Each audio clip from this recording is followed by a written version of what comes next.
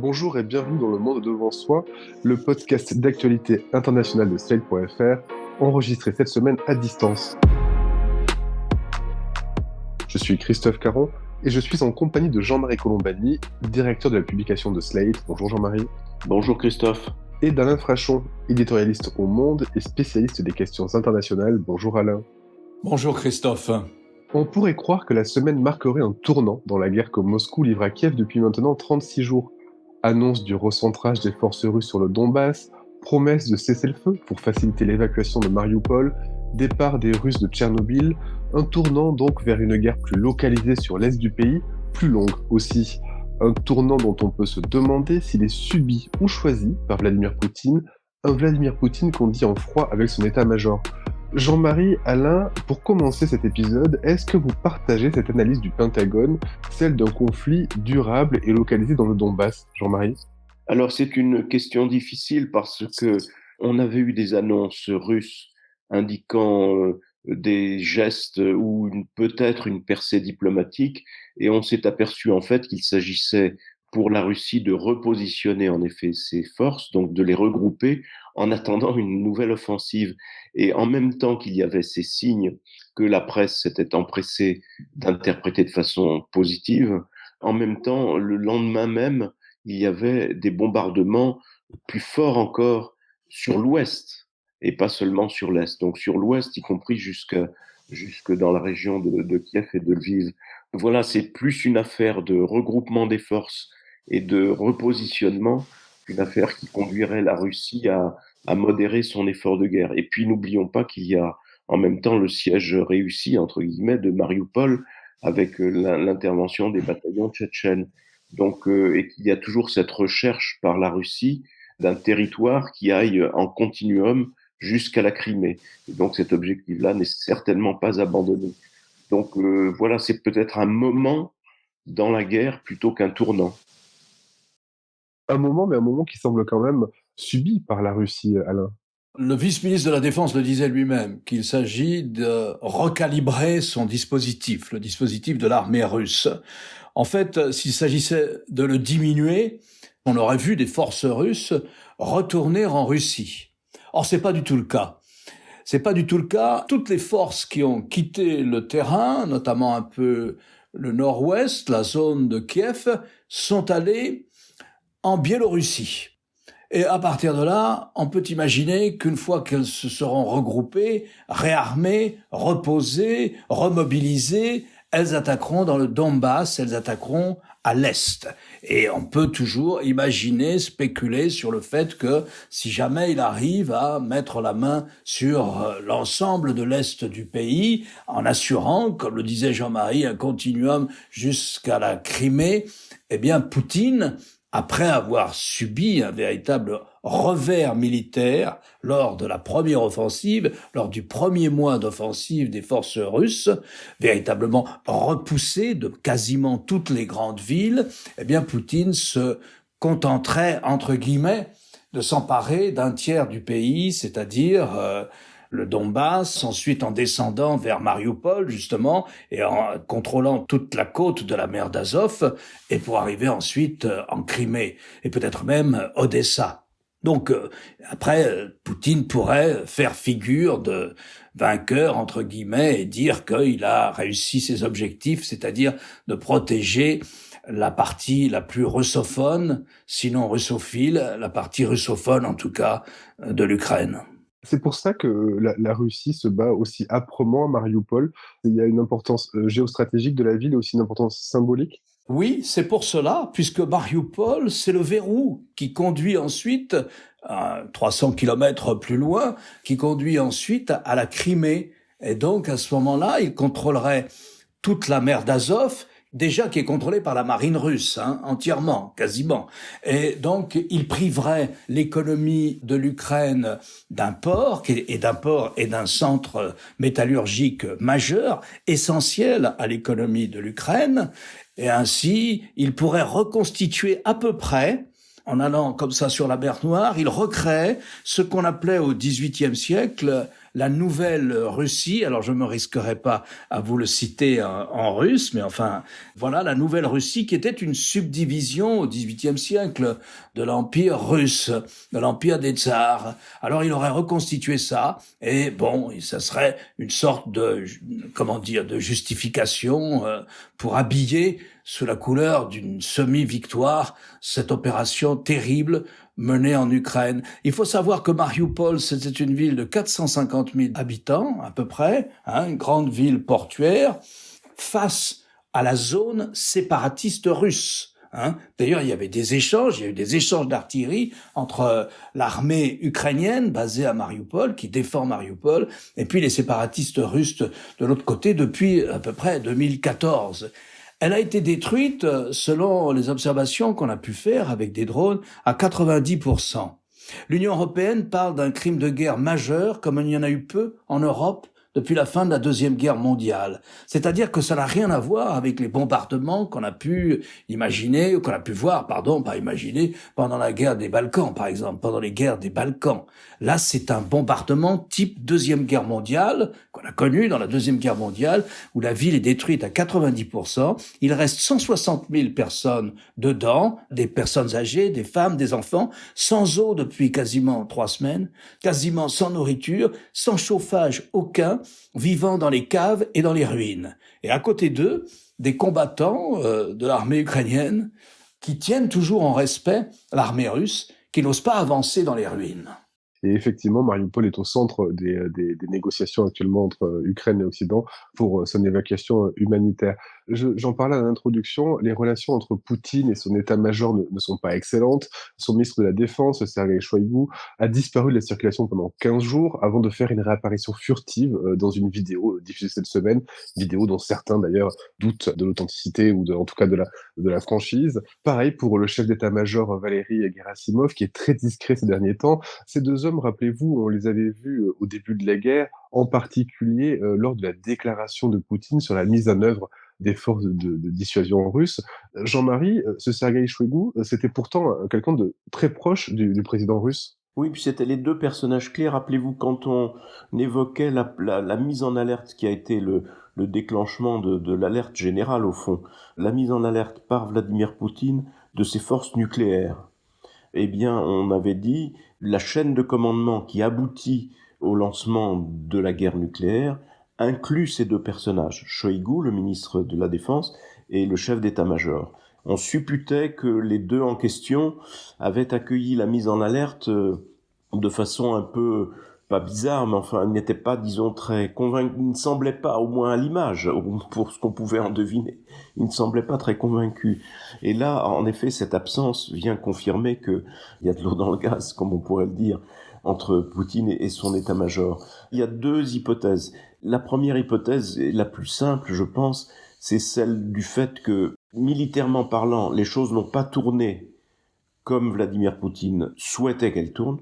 Donc il n'y a pas eu de guerre éclair, il n'y a pas eu de succès rapide, il n'y a pas eu d'effondrement de l'Ukraine, il n'y a pas eu de saisie ou de capture de Zelensky et son remplacement par un fantoche. Le tout devait se jouer en quelques jours ou quelques heures. Rien de tout ça n'est advenu, donc il faut bien des responsables. Et donc on désigne le ministre de la Défense et son chef d'état-major comme responsables de ce qui est un échec. Et donc on les sanctionne. C'est l'hypothèse la plus probable.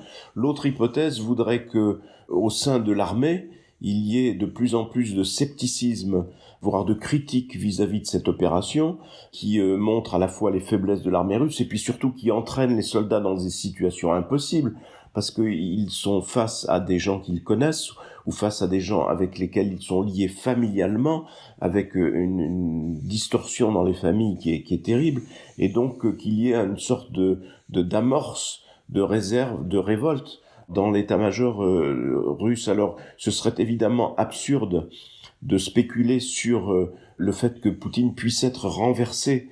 Et alors, la petite musique de ces derniers jours, c'était cela, mais peut-être y aura-t-il une réaction suffisante pour que, in fine, Poutine soit déposé, comme on dépose un dictateur ou comme dans les temps anciens on déposait les tsars. Paul Ier a été assassiné dans son cabinet de travail.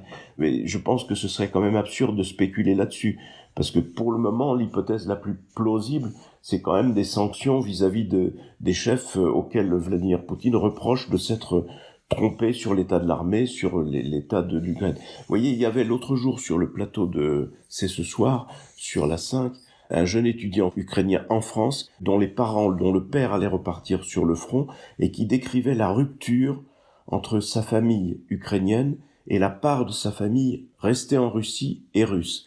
Et la part de la famille restée en Russie disait à ce jeune homme, mais tout ça est de votre faute. C'est bien de votre faute tout ce qui vous arrive parce que vous avez voulu faire les Européens.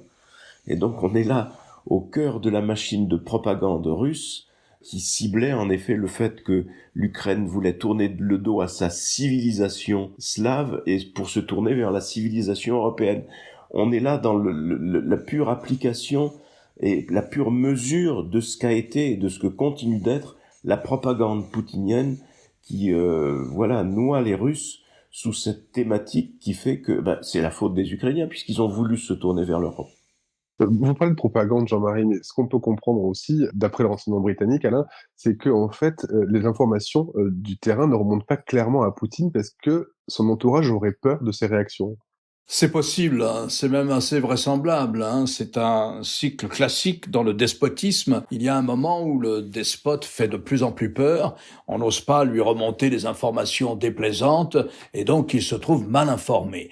Alors je vous renverrai à une autre scène qui s'est passée au Kremlin, c'est celle du 21 février, où l'on voit Poutine réunir les 12 ou 11 personnes de son Conseil de défense, de son Conseil national de sécurité, et qui sont tenus à distance à cause du Covid, parce qu'il est pathologiquement paniqué à l'idée d'attraper le Covid, qui sont tenus à distance, qui sont assis, et il faut qu'ils corroborent la thèse de Vladimir Poutine, qui leur dit l'un après l'autre, vous êtes avec moi, n'est-ce pas ? Nous allons reconnaître l'indépendance des deux républiques sécessionnistes. Et en fait, c'était le signal de la guerre. Ils comprenaient bien que c'était le signal de la guerre. C'était le 21 février. La guerre commence le 24. Mais évidemment, chacun d'entre eux comprenait, vous êtes d'accord, on va aller faire la guerre en Ukraine. Et ils terrorisent à ce moment-là l'un d'entre eux. Les autres ont l'air aussi assez effrayés. Ils terrorisent l'un d'entre eux, qui est le chef des renseignements extérieurs du FSB, des renseignements civils, administration civile, contre-espionnage, espionnage, contre-espionnage, renseignements extérieurs, et qui formule mal, qui n'arrive pas à bien dire ce qu'il faut, qui parle au futur, et à chaque fois, Poutine l'humilie et le reprend jusqu'à ce qu'il annonce lui aussi la bonne formule. Et Poutine lui dit, tu as bien compris, n'est-ce pas? Il s'agit bien de faire ça. Et donc les télévisions sont là, toutes les télévisions tournent. Il mouille ainsi ses principaux collaborateurs en matière de sécurité et de défense. Mais s'il est obligé de faire ça, un tel rituel, une telle cérémonie, c'est qu'il n'est pas sûr qu'au fond d'eux-mêmes, il soit avec lui. Il n'est pas sûr que, au fond, il a besoin de manifester une sorte de solidarité collective. Parce que, à l'évidence, même dans un système extrêmement opaque, et c'est très difficile de spéculer et de prendre des risques sur ce qui peut arriver au Kremlin, mais à l'évidence, c'est sa décision. Et sa décision à lui seul. Ce n'est pas la décision d'un collectif. Ce n'est pas la décision du ministre de la Défense. Ce n'est pas la décision du ministre des Affaires étrangères. C'est sa décision. Et ça explique tout, si vous voulez. Ça explique beaucoup de choses. Et parce que lui s'est convaincu que les soldats en avaient pour 3 jours avant de faire tomber le gouvernement de Kiev et d'y mettre un fantoche, comme on disait tout à l'heure.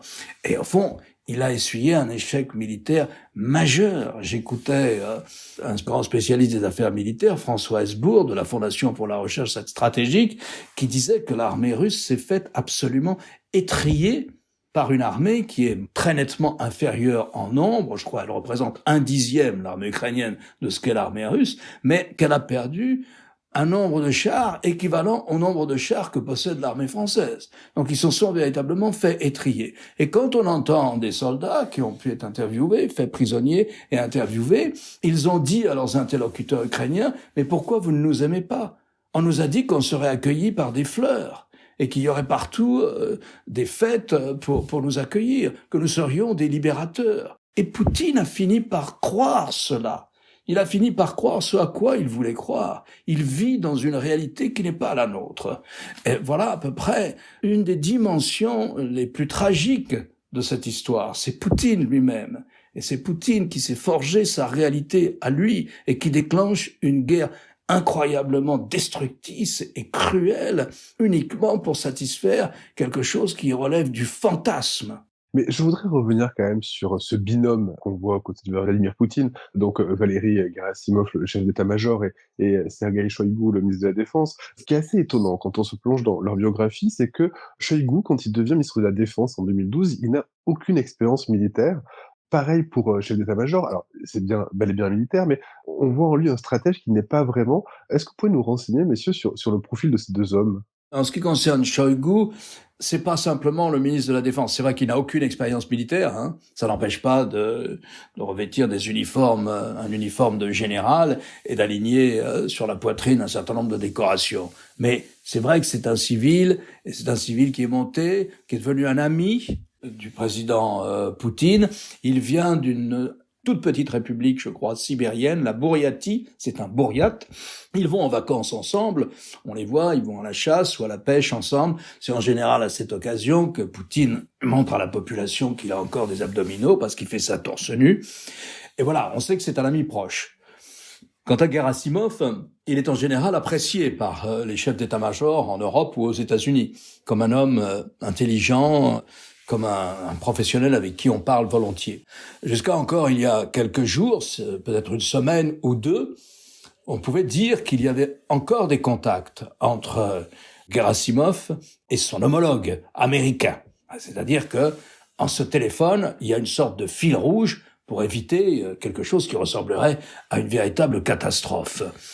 Eh bien, il n'y en a plus maintenant, si l'on croit le grand historien et grand russophone et russophile américain Tim Snyder, qui dit dans une série de tweets où il réexplique cette zone dont il est le grand spécialiste aux États-Unis, il dit il n'y a plus de contact maintenant entre l'état-major américain, entre Gerasimov et l'état-major américain. Et ça, c'est inquiétant. Et ça peut vouloir dire que la guerre va encore durer, que la guerre pour contrôler au moins un tiers du pays va encore durer. C'est effectivement ce que soulignait récemment le Pentagone. Je voudrais signaler quand même aussi que du côté de l'Ukraine, il y a aussi des dissensions. Le président Volodymyr Zelensky est en délicatesse avec certains membres de son armée. Il a annoncé dans un discours le limogeage de 2 hauts responsables des services de sécurité nationale, qu'il a qualifiés de traîtres. Ces 2 hommes, ce sont le directeur général de la sécurité intérieure et le directeur des services de sécurité nationale de la ville de Kherson. Et en France aussi, même si tout ça n'a rien à voir avec la Russie, en France, c'est le chef du renseignement militaire français qui est parti 7 mois après sa nomination pour ne pas avoir su visiblement alerter à temps ou ne pas avoir transmis des informations suffisamment précises sur l'éventuelle attaque russe. Qu'est-ce que ça dit de la capacité française en matière d'intelligence, Jean-Marie?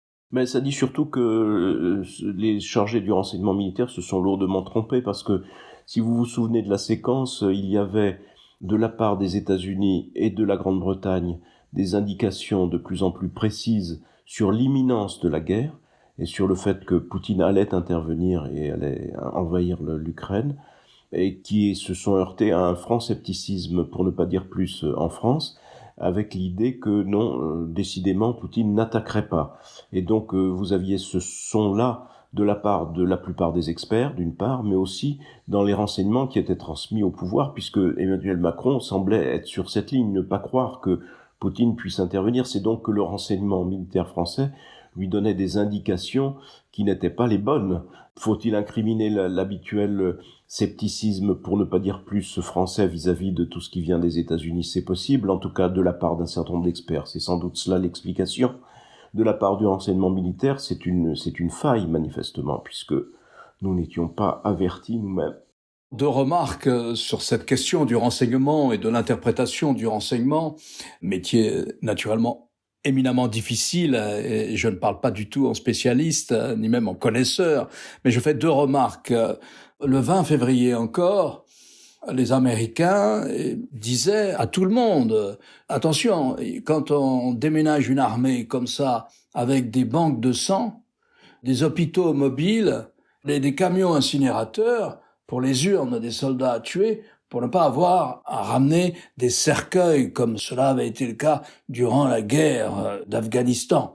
Pendant les 10 ans de guerre d'Afghanistan, Eh bien, c'est parce que les cercueils arrivaient en ville et dans les villages, qu'il y a eu une mobilisation des mères de soldats et que la population russe a fini par se révolter contre cette guerre lointaine tenue pour des motifs qu'on comprenait mal.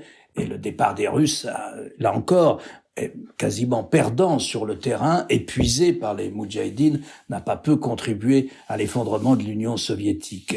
Donc ce qu'on peut dire, c'est que quand on vous dit tout cela, quand on déplace une armée avec toutes ces précisions-là que je viens de donner, hôpitaux, banques de sang, et puis camions incinérateurs, c'est que la probabilité d'une attaque est la plus forte. Il faut dire, en défense de ceux qui n'y ont pas cru, et qui accusaient les Américains d'hystériser la crise, mais il faut dire en leur défense que Zelensky lui-même n'aimait pas cette manière des Américains d'annoncer une attaque. Il disait que ça provoquait de la panique dans la population et que c'était pas le moment de paniquer la population. Alors je ne sais pas si eux-mêmes doutaient des intentions de Poutine, mais voilà quelle était la situation.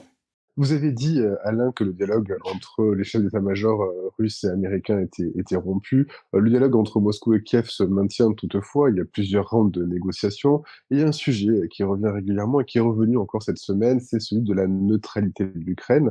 Une neutralité dont Volodymyr Zelensky veut bien discuter. Il n'y est pas opposé depuis très longtemps. Il veut bien en discuter, mais en échange, il demande des garanties de sécurité de la part d'États tiers. C'est-à-dire, OK, on dénucléarise, OK, on ne s'arme pas pour tranquilliser Moscou. En revanche, des États tiers doivent nous soutenir. Jean-Marie, quelles pourraient être ces garanties de sécurité? Qui pourrait les lui offrir? Je pense que la contrepartie que demanderont les Ukrainiens en échange de cette neutralité, la neutralité implique une forme de démilitarisation, et donc une neutralisation par avance de l'armée ukrainienne. Donc ce sera peut-être un point plus délicat qu'on ne le croit. Mais la contrepartie pour les Ukrainiens sera l'adhésion à l'Union européenne, parce qu'au fond, ce qui les intéresse par-dessus tout, c'est cela, c'est l'adhésion à l'Union européenne. Et le premier, on ne le dira jamais assez, mais l'un des facteurs de guerre aux yeux de Poutine, c'était le fait que l'Ukraine s'était en effet rapprochée par un accord de partenariat de l'Union européenne elle-même, alors que pour Poutine, ça doit rester dans la sphère d'influence économique et politique, bien sûr, de la Russie. Sur le plan comme ça théorique, c'est satisfaisant de se dire, bon, au fond, c'est une concession, puisque Poutine craignait ou disait craindre l'encerclement par l'Ukraine, ce qui est quand même une plaisanterie, mais néanmoins, on lui donne cette satisfaction majeure en démilitarisant l'Ukraine. Mais en même temps, je suis pas sûr qu'il adhère à la contrepartie que demanderont fort justement les Ukrainiens, c'est-à-dire économiquement d'appartenir à l'Union européenne. Et puis, il faut se souvenir qu'en matière d'organisation collective de sécurité, elle existait du temps de l'Union soviétique, et il ne tenait qu'à Vladimir Poutine de la négocier ou de la renégocier, puisqu'il écrivait ça dans son cahier de doléances. Mais on l'a souvent rappelé ici, il y a eu cette rencontre au mois de juin entre Biden et Poutine, où là il avait tout loisir d'évoquer cette structure de sécurité européenne qu'il met en avant, ou qu'il mettait en avant, dans lequel il ne s'est absolument pas engagé au moment où il pouvait le faire avec Joe Biden. Donc voilà, je pense que c'est certainement une des voies de la raison, mais avec Poutine, nous ne sommes pas dans la raison, nous sommes on l'a dit tout à l'heure, dans le fantasme et dans la tentative de reconstruction d'un empire qui, à vrai dire, n'a jamais vraiment existé comme Poutine voudrait le faire réexister. Alain, à entendre cette analyse de Jean-Marie Colombani sur la neutralité de l'Ukraine, on se dit qu'il va rien en sortir. On a du mal à imaginer que Vladimir Poutine accepte ces garanties de sécurité de la part d'États tiers que demande Zelensky, surtout si elles se manifestent par une adhésion à l'Union européenne. C'est assez clairement dit, semble-t-il, dans le papier que les Ukrainiens ont remis aux Russes lors des négociations d'Istanbul. Pour ce qui est de la neutralité, il y a plusieurs types de neutralité. Il y a des neutralités comme la Finlande a eu pendant la guerre froide, c'est-à-dire quasiment pas d'armée, encore qu'ils en avaient une quand même. Mais en revanche, on prend pas position dans la bataille entre l'Union soviétique et les États-Unis. Ça, c'était un des types de neutralité, parce qu'il y en a au moins 3. en droit international, un des types de neutralité pratiquement non armée, où la politique de défense ou la politique étrangère vous échappe, mais en revanche, vous êtes libre d'être une démocratie libérale, ce qu'est la Finlande. Vous êtes totalement libre de votre politique intérieure, économique et politique, etc. Ce qui n'était pas le cas, naturellement, des pays membres du pacte de Varsovie, comme la Hongrie, la Pologne ou la Tchécoslovaquie. Eux n'étaient libres ni de leur politique étrangère, ni de leur politique de défense, mais ni de leur politique intérieure, non plus interdit d'aller vers la démocratie. Donc vous aviez ça. Vous avez en revanche des neutres qui sont surarmés. C'est le cas de la Suisse, par exemple. La Suisse est un pays en armes, avec une armée ultra professionnelle, et puis une réserve gigantesque, gigantesque à la proportion de la Suisse. Et vous avez la Suède aussi, qui est un pays neutre, mais avec une armée. Vous avez en revanche l'Autriche, pays neutre, mais quasiment sans armée. Donc il y a plusieurs types comme ça de neutralité envisageables. Ça ne veut pas forcément dire la même chose. Ensuite, il y a les garanties de sécurité qu'ont demandé les Ukrainiens. Ils ont dit, nous voulons qu'un certain nombre de pays, dont les États-Unis, grosso modo la France et la Grande-Bretagne, qui sont membres du Conseil de sécurité permanent, du Conseil de sécurité de l'ONU, mais aussi Israël, mais aussi la Turquie, donc un certain nombre de pays avec lesquels ils ont des bonnes relations, garantissent notre sécurité, non pas au sein d'une alliance, nous renonçons à solliciter notre adhésion à l'OTAN, nous sommes même prêts à supprimer cette revendication qui figure dans notre Constitution, mais en revanche, on veut un mécanisme qui ressemble à l'article 5 au sein de l'Alliance Atlantique, c'est-à-dire que si un des 30 membres de l'Alliance Atlantique est attaqué, cela est considéré comme une agression contre tous. Ils veulent de ce même mécanisme. Si nous sommes attaqués à nouveau par les Russes, parce qu'il n'y a que les Russes qui peuvent attaquer l'Ukraine, eh bien nous voulons que le mécanisme soit immédiat et que notre défense soit assurée par ces pays-là. Alors après, il faut discuter aussi, parce que ça fait pas partie du paquet encore ça, mais il faut discuter aussi à quoi ressemblerait l'armée ukrainienne. Est-ce qu'on va vers un type de neutralité à la Suède ou à la Suisse avec une vraie armée, ou est-ce qu'on va vers un type de neutralité sans armée ? Je doute qu'après cette guerre, l'entente soit facile sur ce point précis. Voilà, donc la négociation, s'il y en a une, pour le moment, elle n'a qu'un seul rôle, semble-t-il. C'est de permettre à Poutine de gagner du temps, de replier ses troupes en Biélorussie, pays qui est totalement à sa botte, de les réarmer, de les remotiver pour les relancer à l'attaque du Donbass. Et il y a depuis le début de la guerre, parallèlement, ces conversations, qui avaient d'abord lieu en Biélorussie d'ailleurs, et puis ensuite qui ont eu lieu à Istanbul, en Turquie. Je ne dis pas qu'elles ne serviront à rien, c'est aux parties prenantes d'en décider, mais pour le moment, elles semblent avoir été faire partie d'une sorte de tactique russe pour gagner du temps. Merci Alain, je rappelle votre chronique chaque jeudi dans Le Monde et sur lemonde.fr. Merci Jean-Marie, je rappelle quant à vous votre participation chaque jeudi aussi à l'émission Politique sur France 24. Merci messieurs et à la semaine prochaine pour un nouvel épisode du Monde devant soi. Merci Christophe. Merci Christophe.